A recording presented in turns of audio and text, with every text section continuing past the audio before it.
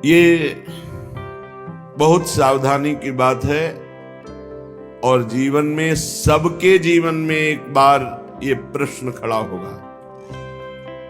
इसे सौभाग्य मत मान लेना, इसे प्रारब्ध मत मान लेना। प्रारब्ध से भोग का सानिध्य मिलता है, भोग क्रिया नहीं होती। भोग क्रिया अज्ञान से होती है।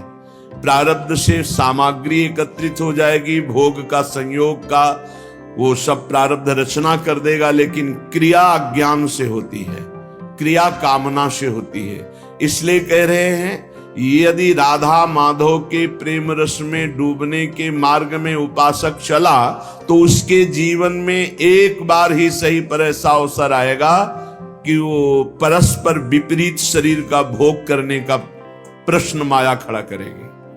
आपको कह रहे हैं कि अगर नवयुवती है तो अपनी पुत्री जैसे होती है, ऐसे देखो, सुपुत्रीयति, अपनी पुत्री कितनी भी सुंदर जवान, ऐसा आता ही नहीं भाव में कि स्त्री है, आता ही नहीं है। जिनके आता है वो राक्षस ही हैं, मनुष्य तो है नहीं तो घर में रहा जाता है, बड़ी बहन, परिवार के सदस्य। कहीं ऐसा आता है कि जवान बहन है तो जवान लड़की, ऐसा थोड़ी आता है। हंसते खेलते गले लगाते, कोई कहीं भाव ही नहीं रहता काम का। चाहे जवान पुत्री हो चाहे जवान बहन हो, कभी ऐसा घर में भाव, जिनके भाव आता वो राक्षस हृदय के हैं, मनुष्य हृदय के नहीं। वो राक्षस हृदय वाले, आसुर स्वभाव वाले हैं। नहीं, अपनी पुत्री अपनी बहन के समीप रहने पर कहीं ऐसे भाव थोड़ी आते। खूब खेलना कूदना हंसना बातचीत करना ये सब घर में होता रहता है, पर ये भाव थोड़ी आता है कि ये स्त्री है। नहीं, वो मेरी बहन, वहां कोई गुंजाइश ही नहीं काम भाव की। तो बोले सगी पुत्री की तरह सब पुत्रियां दिखाई दें, अपने से बड़ी हैं तो बिल्कुल मेरी जैसे जननी वैसे। मातृयत्य परांगनाम, जैसे अपनी अम्मा के पास, मां के पास बैठे तो क्या भाव बिगड़ेगा? कुछ नहीं बिगड़ेगा।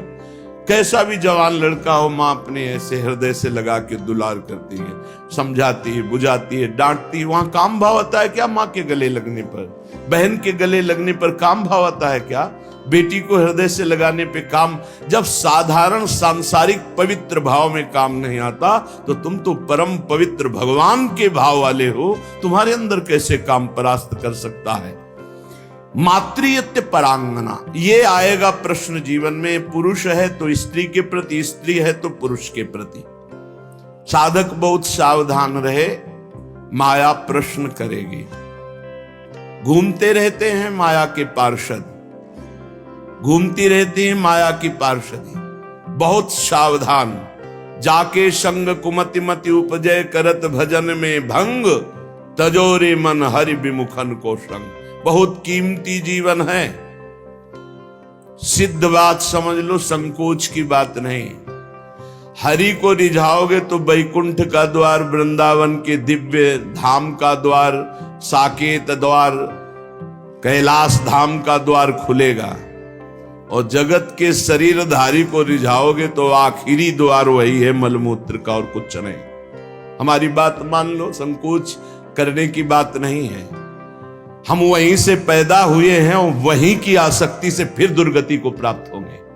खुली बात है, देख लो, दो ही आकर्षण है, बढ़िया से बढ़िया खाने को मिले, भोगने को मिले। शिष्णोदर परायण शास्त्र कहता है, शिष्ण और उदर। उदर रसेंद्री से संबंधित है, शिष्ण जनेन्द्री से संबंधित है। बस जनेन्द्री और रसेंद्री के भोगों में पूरा दिव्य मानव जीवन बर्बाद।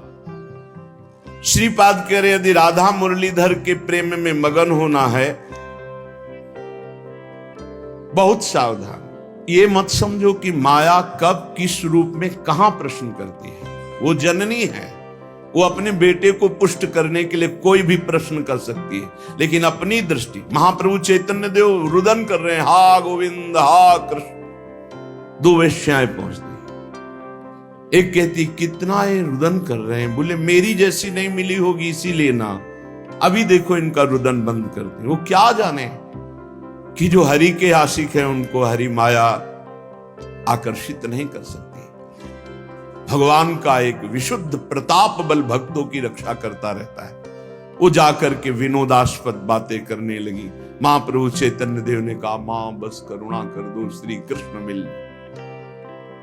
वो शब्द उनके हृदय में ऐसा चोट किया कि मैं इतनी नीच, ऐसे महापावन से ऐसी भावना चरणों में गिर गई, मुझे क्षमा करो, क्या मेरा भी उद्धार हो सके? कृष्ण कृष्ण कृष्ण। ऐसा नहीं कि किसी के जीवन में प्रश्न नहीं आता, प्रश्न आता है, पर जो ये भगवत कृपा से सावधान रहता है कि ये प्रश्न है, मुझे उत्तर देना है इसका। ऐसा नहीं कि प्रश्न के लपेटे में आकर के फिसल जाना है, प्रश्न है, उत्तर देना है, बहुत संभाल के उत्तर देना है। अपमान भी नहीं करना, क्योंकि ये वही आए हुए हैं जिनकी हम आराधना करते हैं। वो कुछ भी रूप, वो मोहिनी रूप भी तो धारण किए ना, वो कुछ भी रूप धारण कर सकते हैं। मेरे प्रीतम है तो बस उस समय प्रभु आप ही मेरी रक्षा करो, आप ही मुझे बचाओ। मातृयत्य परांगनाम, त्रुटि हो सकती है हमसे गलती हो सकती, कभी बलवान न बने, कभी पहलवान न बने इस विषय में। दैन्य और चरण छूना, ये दो बातों से बच सकते हो। चरण छू कि हे जगत जननी, हे अंबा, कभी आपके प्रति मेरा। जिन उर्वशी जी ने बड़े बड़ों की बुद्धि को मोहित कर लिया, अर्जुन जी की बुद्धि को क्यों नहीं मोहित किया? क्योंकि जाते ही सीधे प्रणाम किया अर्जुन जी ने। जे ही उर्वशी का प्रवेश हुआ, देखा, सो पंचांग प्रणाम किया और कहा, माता स्वागत है, आप पधारिए। आग लग गई, मैं किस लिए आए और तुम मुझे क्या कह रहे हो? आज के बाद कभी माता शब्द उच्चारण मत करना। उन्होंने कहा, पुनः कहता हूं, कुंती माता से भी अधिक पूज्य मैं तुम्हें देखता हूं। कुछ नहीं बिगाड़ पाई उर्वशी जी, यहां तक कि शाप तक दे दिया। पहली दृष्टि पड़ते ही या तो नव किशोरी जगदम्बा, लाडली जी की सहचरी, या मां, या अपना पवित्र भाव तुरंत आरोपित कीजिए।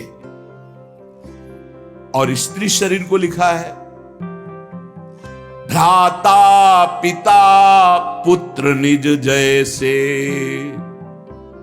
मध्यम परपति देखै कैसे।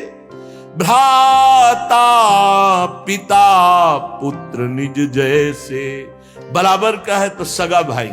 क्या सगा भाई को देखकर काम जागृत होता है? क्या अपने छोटे बेटे को देखकर काम जागृत होता है? क्या पिता को देखकर काम जागृत होता है? भ्राता पिता पुत्र निज जैसे। आवश्यकता पर बात करें, नहीं एकांत सेवन करें। बलवान इंद्रिय ग्रामो विद्वानम अपि कर्षति, शास्त्र आदेश करता है। पर उपासक को ये पक्का विश्वास कर लेना चाहिए कि मेरे जीवन में ये प्रश्न आएगा, आता है, आता रहेगा।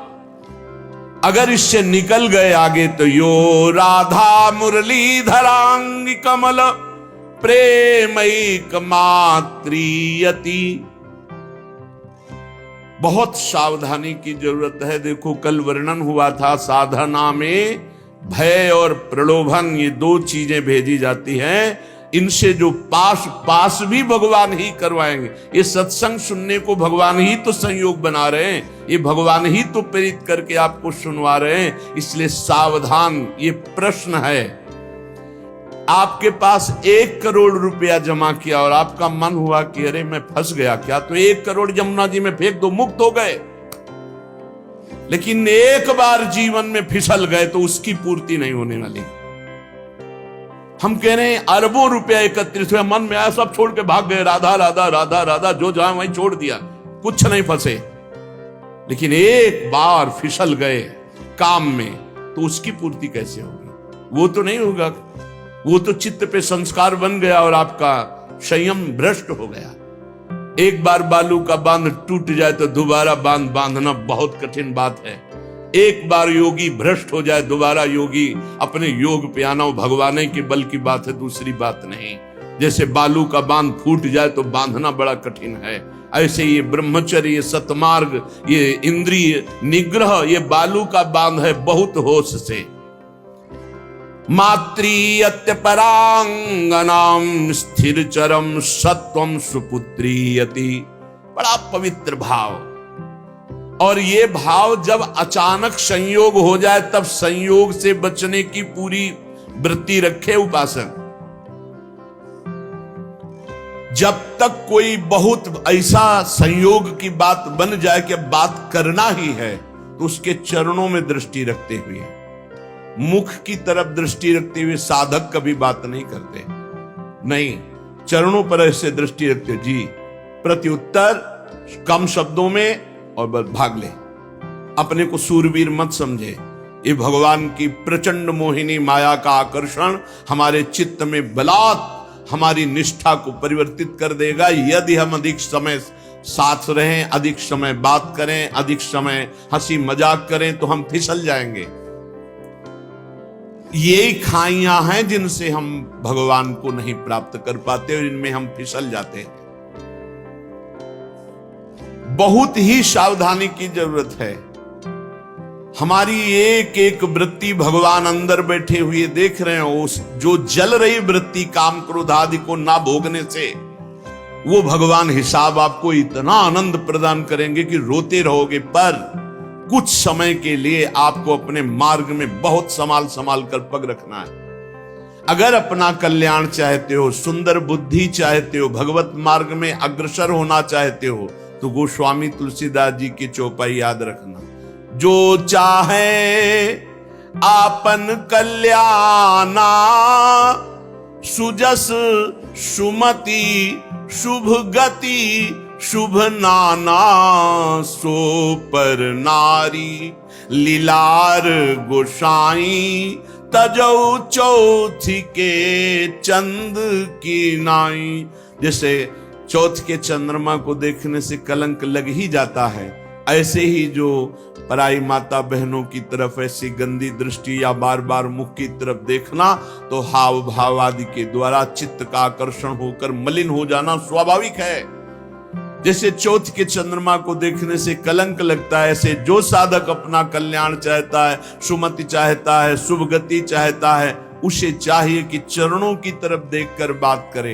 ये जगत जननी जगदम्बा है, इनकी कृपा से हम परमार्थ पर विजय प्राप्त कर लेंगे। इनके प्रति हमें भोग्य बुद्धि, दोष बुद्धि, निकृष्ट बुद्धि का त्याग करना ही होगा, तब हम आगे बढ़ पाएंगे। गोत्रीयत्यति तर्जना दिशु महा, मित्रीयति द्वेषिषु।